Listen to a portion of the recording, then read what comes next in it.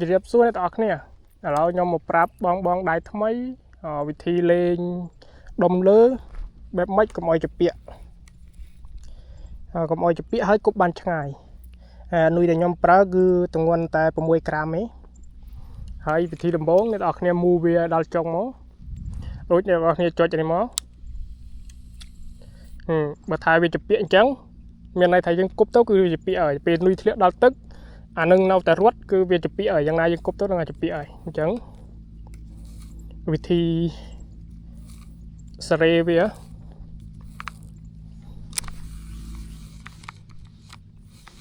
អូខេ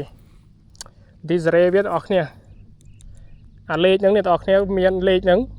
យើងសារ៉េឡើងមកលើមកអ្នកខ្លះមានត្រឹម10អ្នកខ្លះមាន20អ្នកខ្លះមាន10ជាងយើងសារ៉េវាពាក្យកដាលមកដូចខ្ញុំអញ្ចឹងខ្ញុំសារ៉េត្រឹមលេខ8ខ្ញុំមានតែ10លេខទេធ្វើលេខ8រួចអ្នកនរគ្នាចុចមក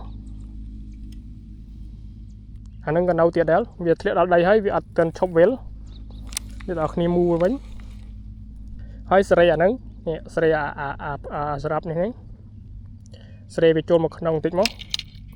អូខេរួចហើយយើងចុចអូខេរៀងក្រិនតិចហើយសារ៉េនេះចូលមកក្នុងទីទៀតអូខេហើយយើងទម្លាក់ចុចវាទៀតអូខេតែធ្លាក់ដល់ទឹកហើយវាអត់ជាពាក់អញ្ចឹងវាឈប់វិលវាអត់ជាពាក់គឺយើងអាចគប់បានហើយវិធីគប់អ្នកនរគ្នាវាមកប្រហែលជាកន្លះម៉ែត្រមកនេះប្រហែលប៉ុណ្ណឹងមកចាប់ពីនុយដល់ចុងហ្នឹងគឺប្រហែលជាកន្លះម៉ែត្រឬក៏មួយថ្នាំងដៃយើងថ្នាំងដៃត្រឹមកែងដល់ចុងដៃយើងហ្នឹងអូខេរួចហើយយើងចុចនេះមកយើងគប់វាមកបានឆ្ងាយអត់នោះដល់ខាងនោះដល់ខាងគោកខាងនោះឡើងលើគោកនិយាយទៅគឺ40ម៉ែត្រ30ម៉ែត្រជាង40ម៉ែត្រ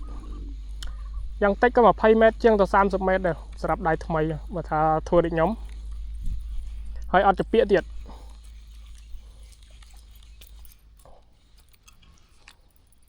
នេះមកយើងគប់ណងទៀតអត់ជាពាក់ឯនេះឃើញអត់អានឹងធ្លាក់ដល់ទឹកហើយនេះអត់ជាពាក់បងនេះដល់គូខាងនោះមក30ម៉ែត្រជាង40